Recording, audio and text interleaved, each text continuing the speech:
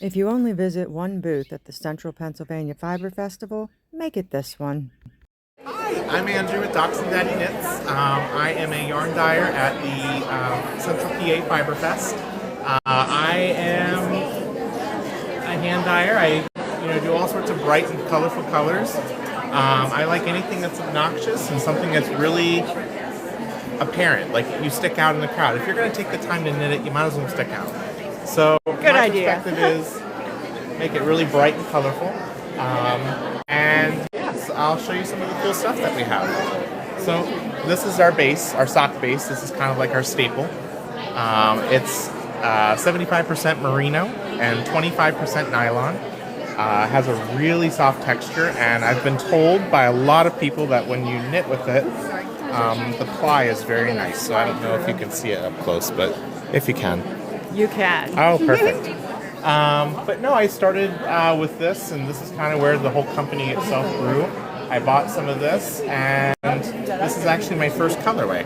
Oh, it's beautiful. Thank you. So this was ammonite. This is actually based on a ring that somebody I really love bought for me. And so it's based on the fossil. And the fossil itself is just rainbow across the board, which is really pretty. So that was my first colorway, and then I started getting into some crazy stuff, like developing my own colors. So a lot of the times when you buy the pigments and stuff from the boxes, they usually come in, like I'm just going to see if I can find one quick. Okay, so like this one here, for example, this comes right out of the box. There's no altering to the pigments or anything like that. What I like to do is I like to take it a step further and start mixing pigments and creating something that you won't see at every booth. So I'm at the point now where a lot of my colors are starting to get to that point where they're all unique. We do have a couple like this that'll always be a staple because I love how obnoxious it is. But It's bright and cheerful, exactly, not obnoxious. yes, exactly. So, but like my jungle green, that's one of our mixed colors. Pinot Noir, that's another one. Oh, of our I love beautiful that colors. one. Thank you. I love this color. This was actually the first color that I started mixing with. This is gorgeous. I don't know if the color is going to come through on the video because I saw it online and loved it there, but it is even better in person. And then another one that I do. There it is, acai. So this one is a newer one for us. I think it came out last year. That's lovely. Thank you. And then this is another one that we're just now starting to dye. This is Concord Grape. Ooh. So a little bit brighter purple, a little bit darker purple. My friend Nancy, if she had come with me today, she'd be like, oh, I'll buy them. She's a purple fan. And then we are starting to branch out into other areas too. So like I like to get crazy with my speckles. I actually redesigned the whole back wall. So everything you see here will be completely different in our fall shows. Oh, nice. The entire back wall is getting a complete revamp. So I'm excited for that.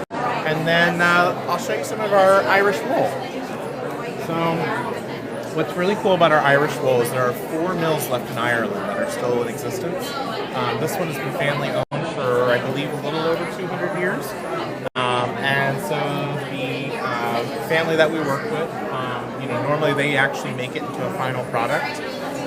We actually import it as yarn, which we're one of the few people that imports it. It's actually a very pretty, your traditional Irish sweater kind of wool.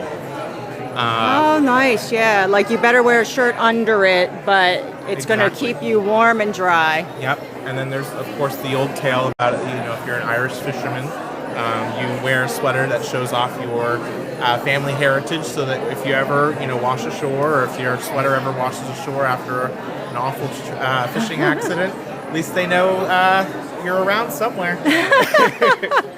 And then I'll show you some of our other ones. Now, a little fun fact. Irish merino sheep cannot live in Ireland. So a lot of the times you'll see in Ireland, if you go visit, they'll sell you like merino wool final products and say made in Ireland. But merino sheep themselves cannot survive in Ireland. So anytime you see merino, which this is, it's really soft, and we do carry it because it is milled by the same, mill. this is the product before, like, you buy the sweaters and stuff like that in Ireland. It's really, really pretty, really, really soft. I don't think I have a sample of it up at the moment, but I do have of the Irish wool.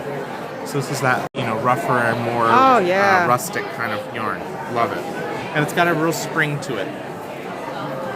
Oh, yeah. And then let me show you some of our other cool stuff. So, of course, we love our crochet. I also have a crochet one. Oh, that's beautiful. And you made this? Oh, God, no. I can't crochet. Oh, too bad. But no, she did have it handmade. She has a friend who can crochet, and I call it witchcraft, so. Well, thus I am the Yarn Festival Witch of Wool. I there get it. And then another big brand of ours that we really like is our Top Dog. Our Top Dog is a 70 baby alpaca, 30% silk. It is luxurious. I explain it like butter. So here's a sample of it you can kind of see. Now, your partner told me earlier that she loves this and wants to be buried in it. Yes. Yes, I could be buried in this as well. Yeah, it's beautiful. It's soft as butter. I mean, it is. Oh, you guys got to get out here and touch these fibers. That's the whole point of this festival, too. Absolutely. I mean, we can see it online, but by God, being able to come out here and touch it. And that's the whole point. Actually, I had a lady today who stopped by last year. Her son came to the festival with, her grandson came to the festival with her. And we were just talking right before you walked up. And she was like, I really like that you just let him go to town on touching everything. I'm like, you have to touch everything. You do. So, you don't know if you want to use it until you touch it. Or you need to touch it to say, oh yeah, I need to spend that money. Exactly. And then I'll show you some of our new stuff too. Okay. So I'll start over here. Now this isn't new, but I don't want to shoot anyone out of the way. This is our Surrey floof. I have a friend that helps out with the shows. He considers himself the floof manager. So I get a die list of everything he wants on the shelf. I hope he's listening. And it's here, dude. It's here. Yes, listen.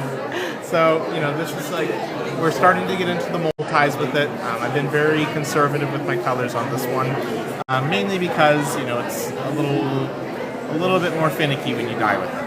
But it's been a lot of fun. You know, I try to mix it up a little bit. So this is our honeybee that we had in Nashville.